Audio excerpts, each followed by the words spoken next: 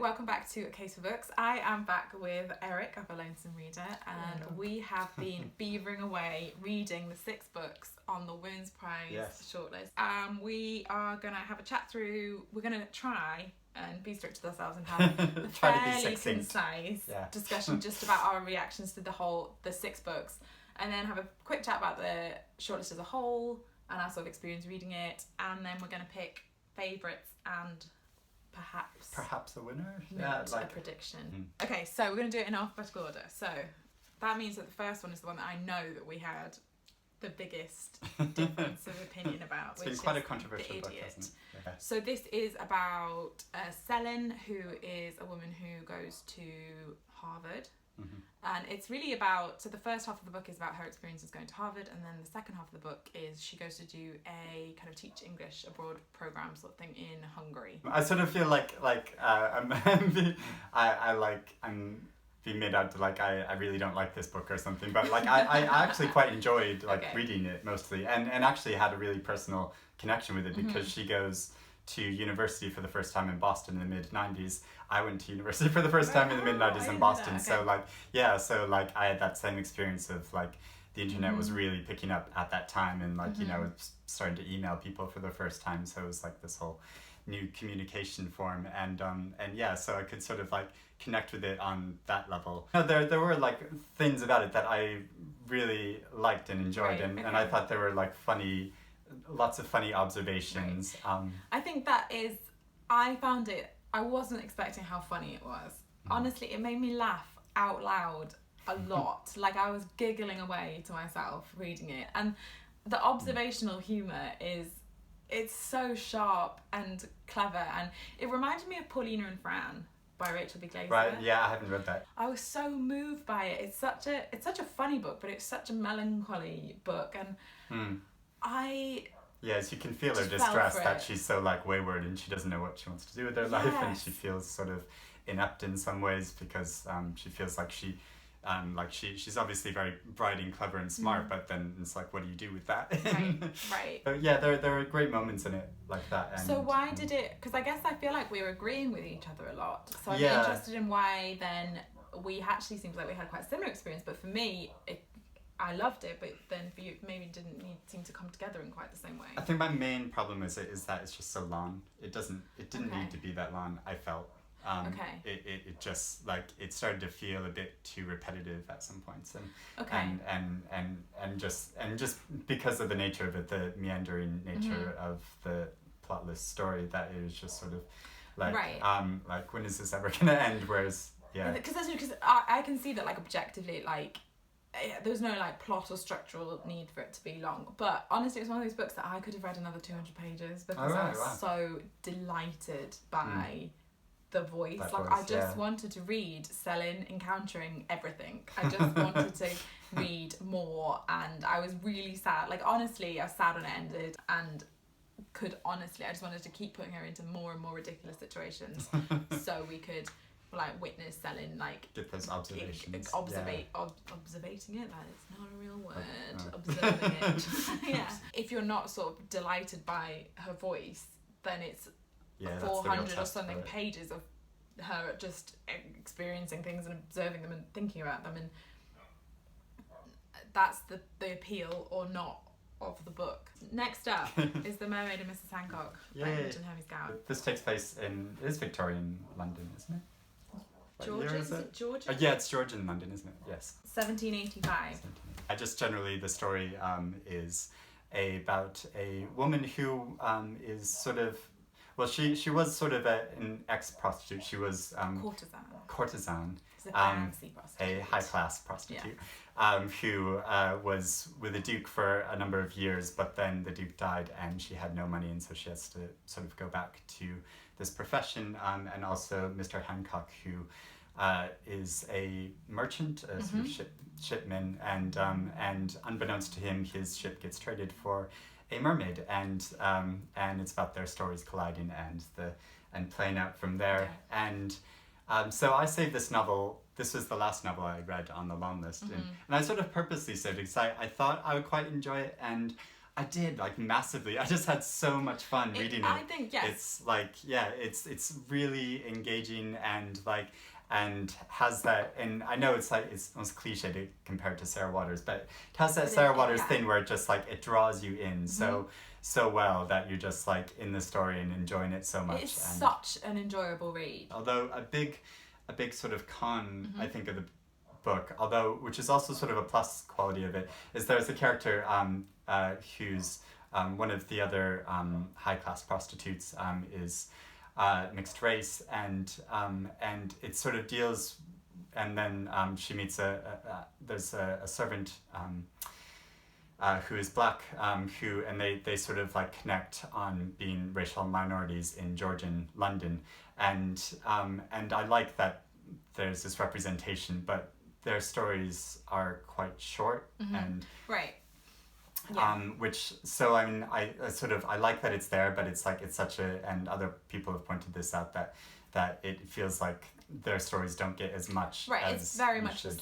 a sort of subplot that kind of weaves alongside the main action, isn't it? It is, yeah.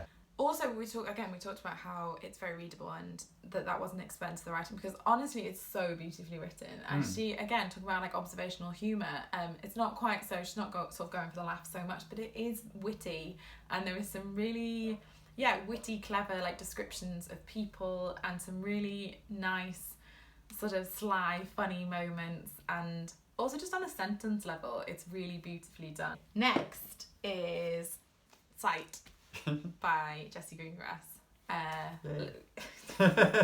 which is right. So this is a book which interweaves a woman who's pregnant with her second child, and it interweaves her experiences with her second pregnancy, thinking about the decision to have children in the first place, with her childhood and her relationship with her mother, who died when she was quite young, and her grandmother, who was a therapist.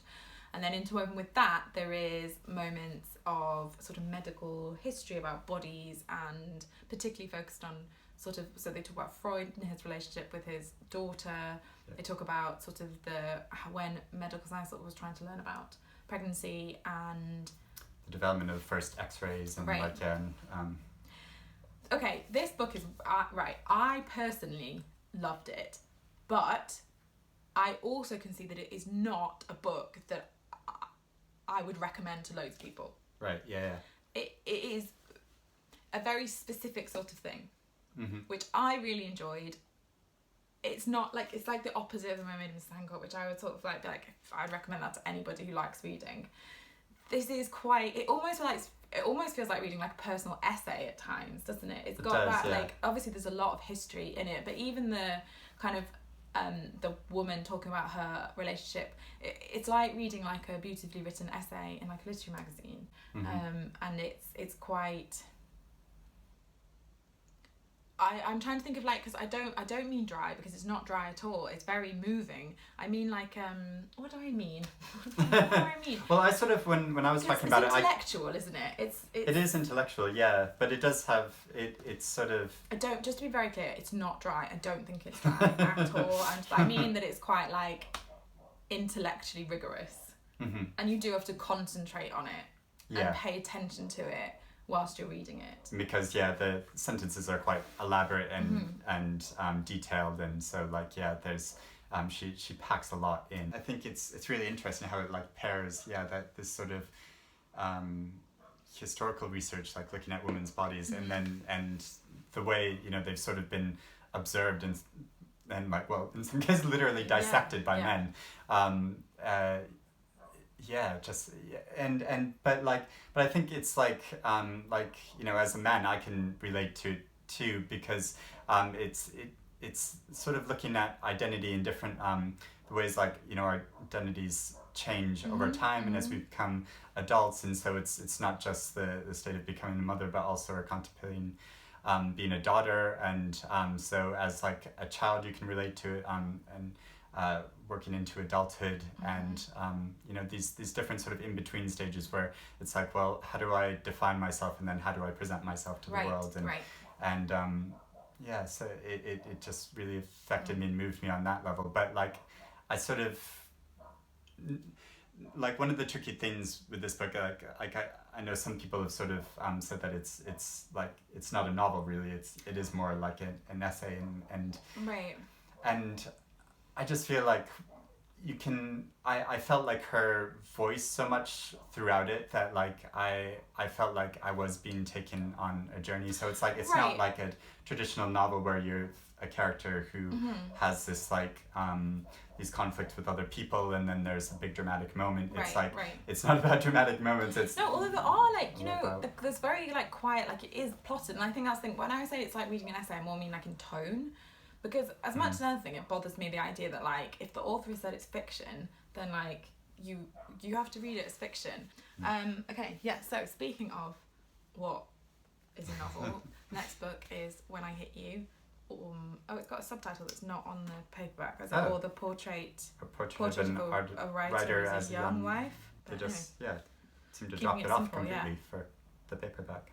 So When I Hit You by Meena Kandasamy, which is the story of a writer as a young wife. So a woman who gets married, and her husband proves to be emotionally and then physically abusive, and it's told from the perspective of that she has left. That is, that it's hearing it. It's sort of her. Yeah, it's all sort of thinking back about it, because that is also the book is as much as that. The book is very much about stories and narrative and how we reclaim and shape our own lives and the things that happen to us, particularly trauma. Also, she talks about like how her parents choose to tell the story and how different people take what has happened and how sort of society at large and this is her saying this is how I am choosing to tell this story. It also has a very playful, that seems like such a weird word to use because it's incredibly difficult read at times, but it's very playful with structure and language. That means that although it's a difficult read at times, it is not, sometimes when you're reading books about sexual assault and trauma, they can be such an overwhelming, triggering experience, whereas the way that she writes this is so clever, because you're still incredibly, it's not shied away from, but it's about more than that, and it ends up being a very redemptive and hopeful book. I loved it a lot. I did too.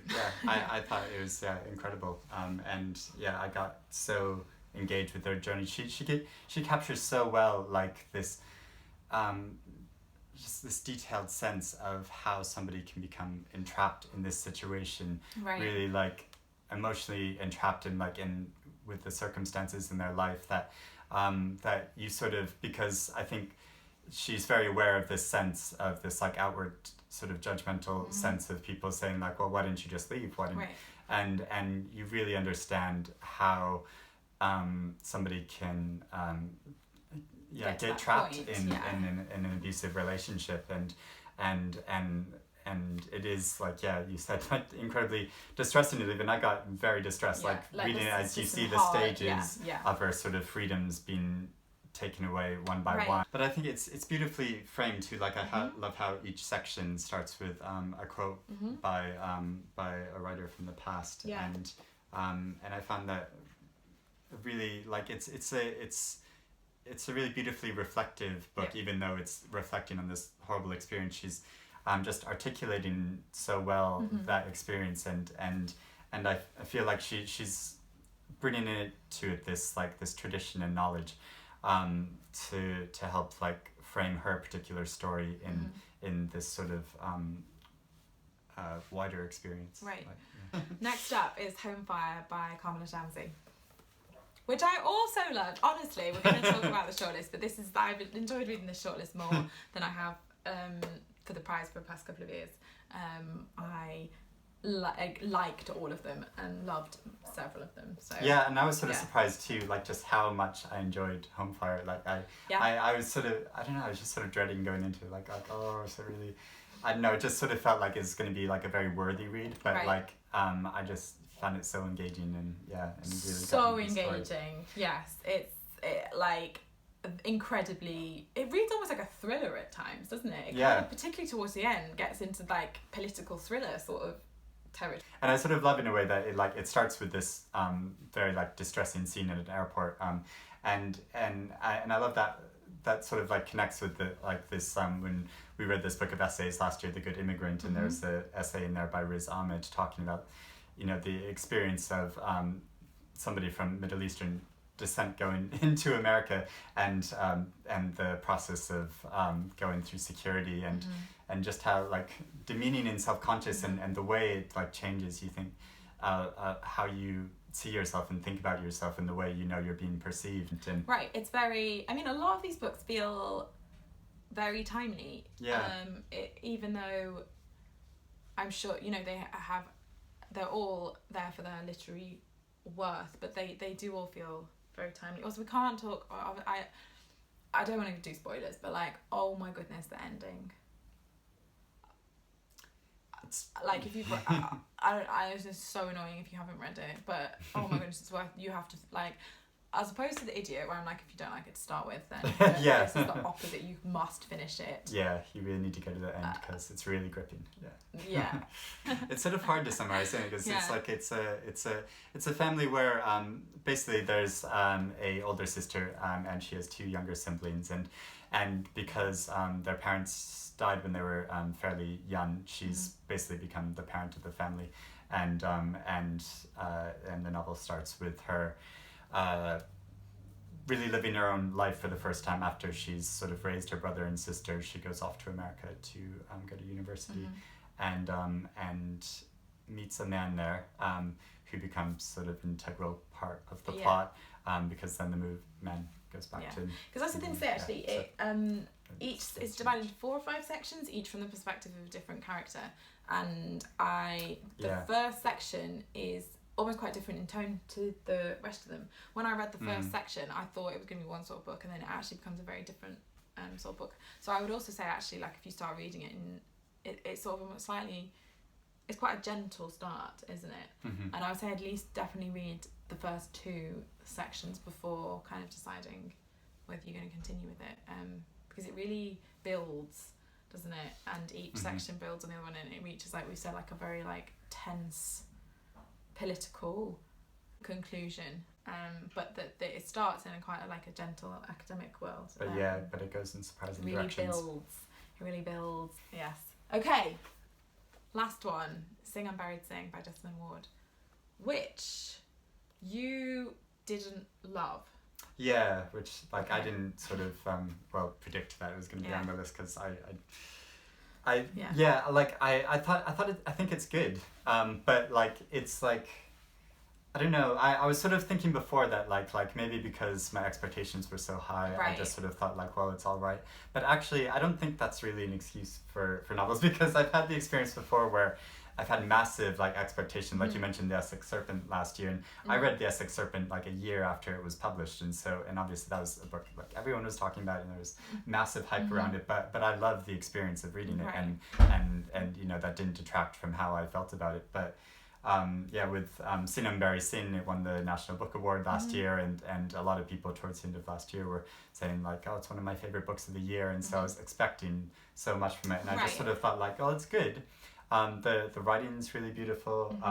It's basically about like the story is about a mother and her 2 young children who she's going on a car journey to a prison, because the father's just been released from prison, and so it's picking up the father from prison.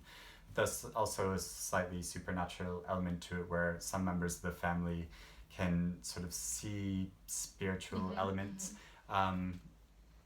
And so that's basically the story. I actually had a kind of similar experience. I had exceptionally high expectations, and I thought it was very, very good,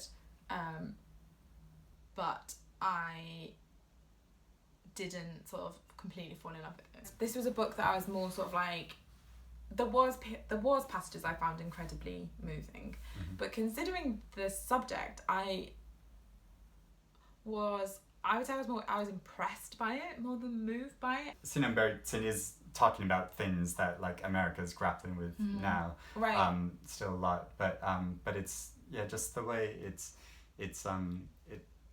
framed. It just didn't feel like it had that same impact for for me. I think that's the thing. I felt like I was like ricocheting between having passages where I was almost bored and passages where I was incredibly distressed. Yeah. And it was quite like a disconcerting reading experience. Love the... I don't think this is a spoiler. It's not a spoiler. So one of the narrators is a ghost that's to do with Jojo's grandfather's past. And I'm not sure I needed that supernatural element. Yeah. And I'm not sure I needed that, like, the ghost sort of basically feels like he needs to he needs to know what happened to him and he needs a level of closure.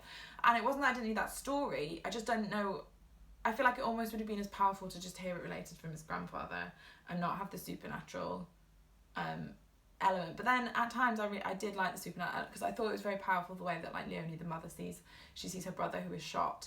And I thought the ending where Jojo sees his uncle, that there's like a really, really powerful, it's just like a line or two. There's some, I'm not sure I needed the ghost as a narrator, I think. Yeah, it didn't need to be such a strong element to the novel, like, and particularly the way it works with the youngest child. Like, I thought that really didn't work. I almost feel guilty for not loving it. It's like a book that I feel like I should love more than I did, but I did like, honestly... Don't feel guilty, don't. Just, like, own how you feel about it. It's, like, it's totally fine. I feel like I'm contradicting myself talking about it, because at the one hand I feel like I didn't connect with it, but then I'm like, but I did. There was moments that really moved me, and... Yeah. I just felt like, there were a few moments that really moved me and where I felt gripped by it, whereas, I sort of hope that ideally the entire book will do that. And yeah, and I felt maybe some of it was more...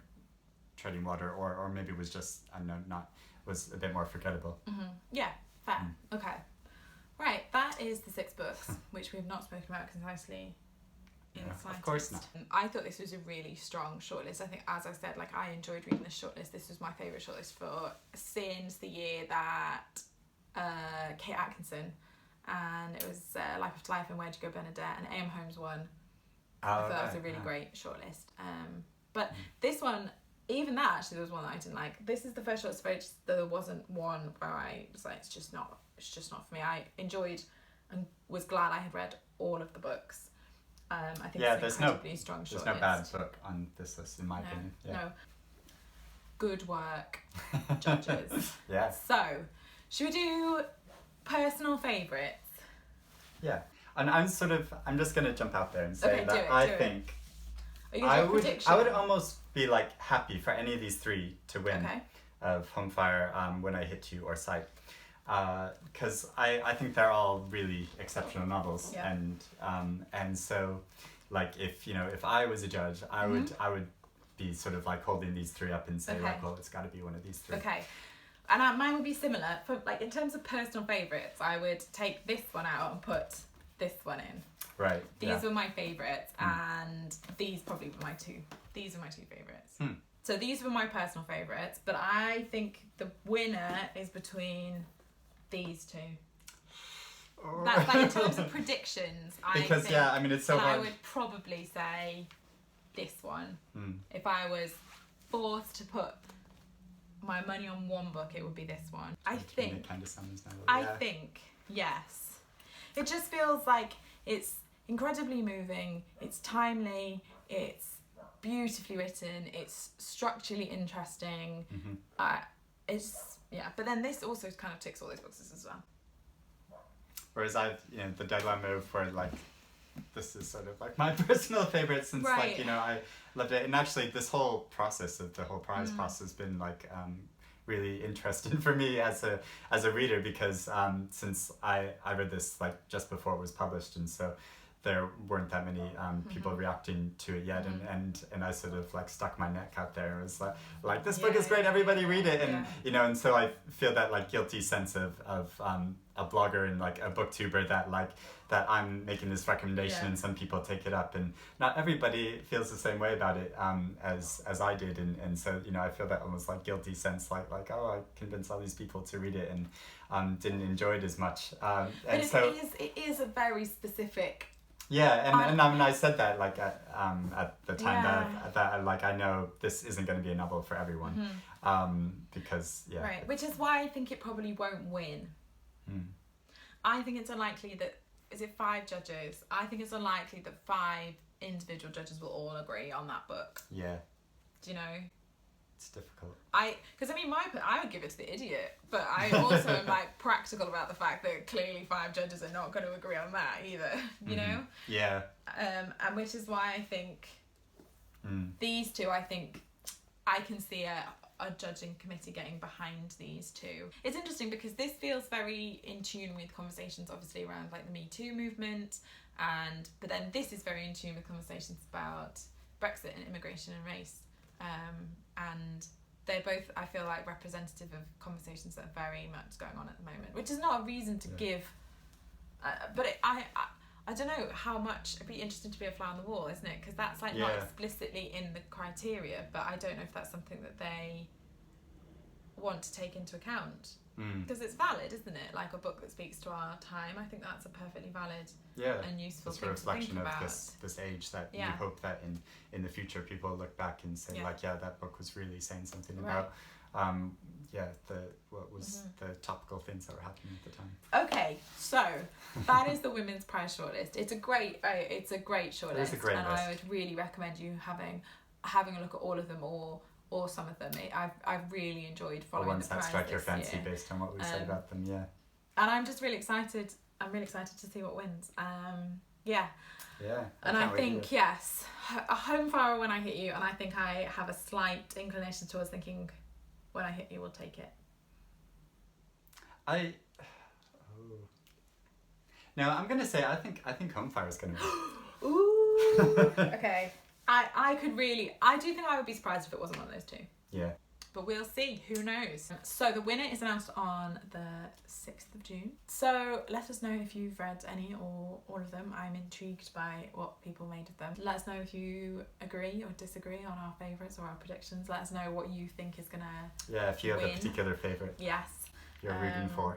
So if you enjoyed the video, please do remember to subscribe to me and to Eric, of course, and to like the video. And we will see you soon. Thanks, guys.